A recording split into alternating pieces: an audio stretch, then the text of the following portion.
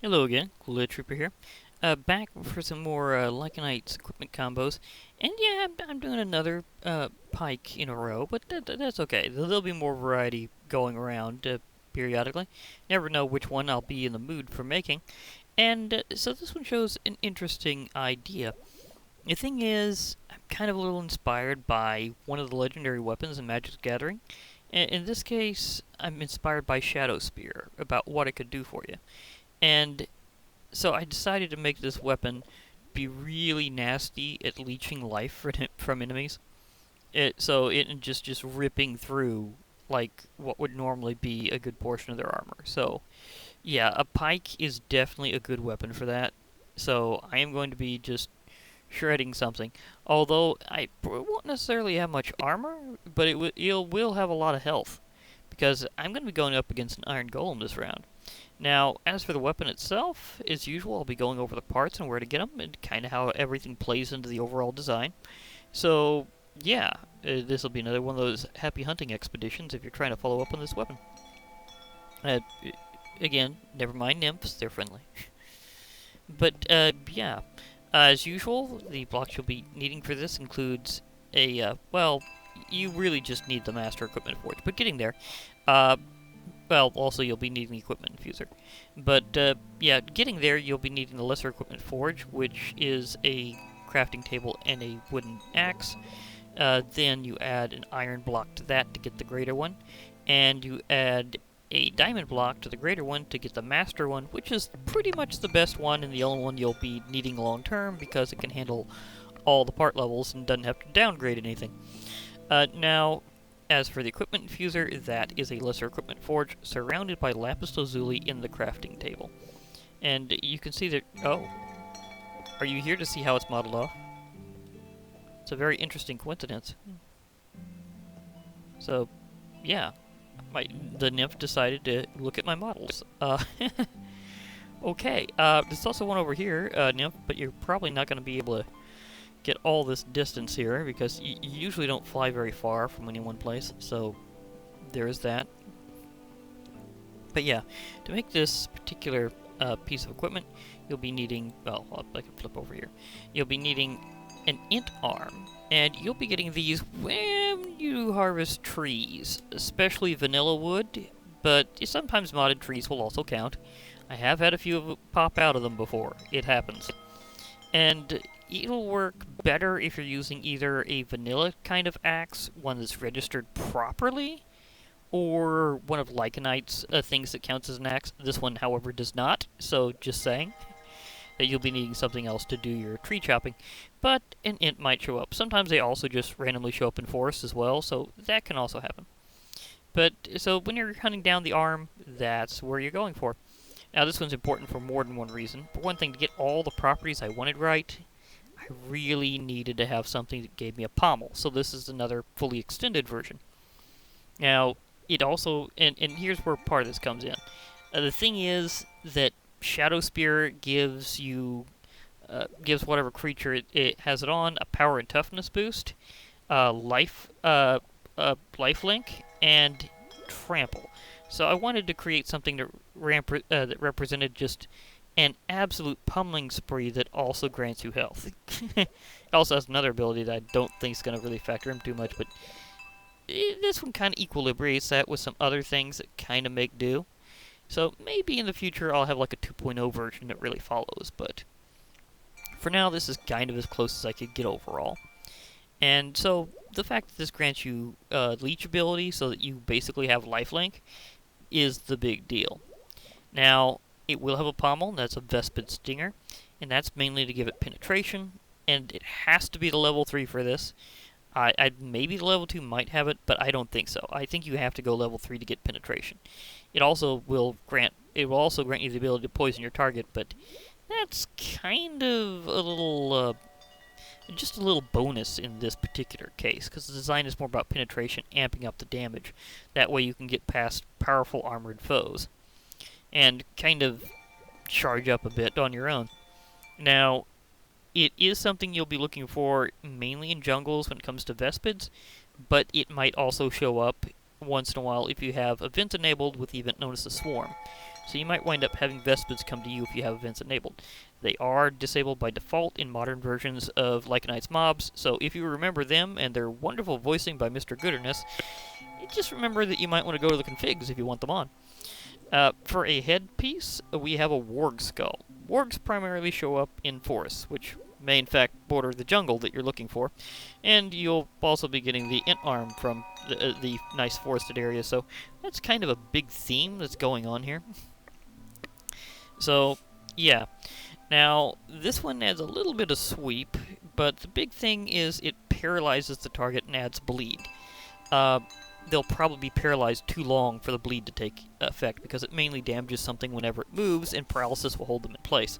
But for something that's specifically immune to paralysis, that would really factor in, because it'd have to be immune to both effects for it not to really get them. Also, I'm trying to go for a spear design, so I needed something that gave me a pike slot. Hence how Warg Skull factors in. So again, happy hunting in the forests and woods in general. Now, the Geonox Spear, as you know, you might know. I mean, there's been some times where people may be seeing some rather popular mod packs that have Lycanites mobs. I know there's huge discussion on RL craft these days. But anyhow, the thing is that Geonox show up when you're mining. Now, slight differential I may not have said before about Geonox. Geonox usually come from ores that are based on metals, and it does accept a lot of modded ores with metals. Like, if you're mining copper or zinc from a lot of these mods, you might find a Geonox. If you're mining iron or gold, which is normal in vanilla, you might find a Geonox. If, however, you break something that turns into a crystal or something else immediately on breaking it, then you might find a Vapula. So if you're looking for a Vapula crystal instead, that's how that's going to happen. But if you're doing mass mining, you are going to be finding both of them. So you might wind up with a miscellaneous pickaxe part or two here or there. Well, it counts as pickaxe. I don't know if it counts as a pickaxe. This one, however, doesn't worry so much about that. The Geonox Spear, it counts as a pickaxe alright, but it is a very long harvest. So this will smash lines of earth very quickly. So yeah, now remember that I'll be showing off how that works later, but it's good for smashing. It adds a bit of sweep, and it also adds some knockback and a little bit of range. But one of the biggest things here is it's part of this design because it adds resistance, and that's to you. And a guy who's going up with the theme of pretty much what Shadowspear could do, and Shadowspear, again, doesn't just add toughness, so it doesn't just add attack power, it adds toughness as well. So I had to have some way to represent getting tougher, and resistance is the perfect way. So yeah, this works out pretty well. And again, you'll be finding it when you're mining, and it'll help you mine later, so that's going to be a bit of a feedback loop. Now, as usual, A, happy hunting, and B, I'm going to perform the assembly and naming ceremony that I usually do. So, yeah. As usual, remember that the parts will light up as they are usable whenever you're making something. So whatever can apply will light up. So, remembering that, I'm adding the int arm, and you get the 2 following slots lit up, including your pommel, which is always optional, but in this case it's integral to the design. So there goes my Vespid Stinger. I'm adding the Warg Skull as my head part, and it adds the pike slot that I need to put in my Geonox Spear. This is going to be awesome. So the traditional naming to match my previously constructed one. So this is Lifepiercer. It's gonna be basically an alternate for Shadowspear. And, you know, this might be something good to model off dual wielding, but it can't actually be useful dual wielding. It's just good to model that way. That way you can kind of see it how it looks in both hands. Nice, isn't it? Note this is just my hands wiggling. As you may have seen from previous depictions of it, it does not, in fact, have any animation itself. It's mostly static. So this is not a particularly wiggly spear. This is a good poking spear. So, Ah, my throat. So, yeah, there's that. Now, I am going to assemble up. These lizards were here from the previous lizard apocalypse. Uh, yeah, in case you didn't know, lizard apocalypses were a thing for a while in Bewitchment. That is just something that uh, is no longer a problem, but they kind of showed up there. So just in case you were wondering where they were from, that is why. It's since been updated, and the overpopulation of lizards is no longer an issue. So yeah, Iron Golem is an opponent. Something vanilla-wise I hadn't really hired help, but unfortunately I'm going to have to pop you. Or can I get you to pop me if you're friendly at all? Because otherwise I'd have to look for a natural village that was big enough to have an Iron Golem, or spawn in something else. I think whenever they're constructed, they'll never hurt you. It's good to show the damage. I mean, I did just obliterate that Iron Golem.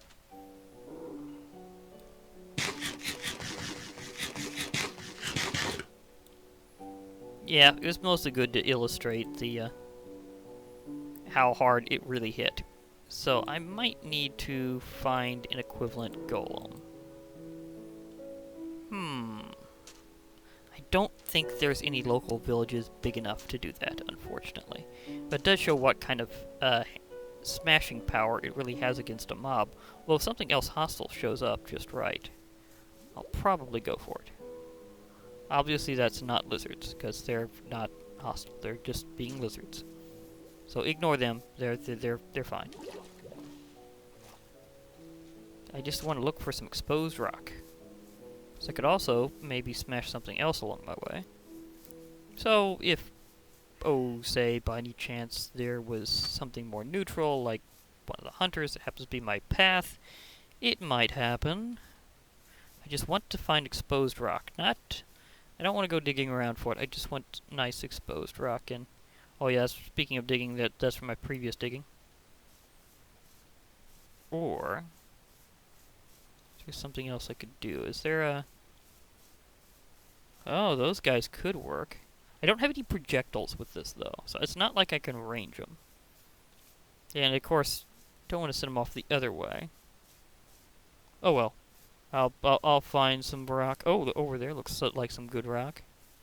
Because I just want to show this extremely long smash. But yeah, it has no projectiles, no summons, is primarily combat orientated, but it also has really good mining because of this. Remember, all Lycanites mobs equipment, you can shift click to only strike one block, or you can smash and get a nice... Oh, I may have got a... There we go.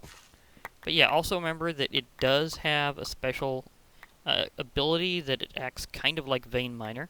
Whenever you start breaking blocks, it will only break that type of block in a certain area. So yes, I'm in this dark mine. So let's start smashing these. Which are fossils. Yoink. Digging deep.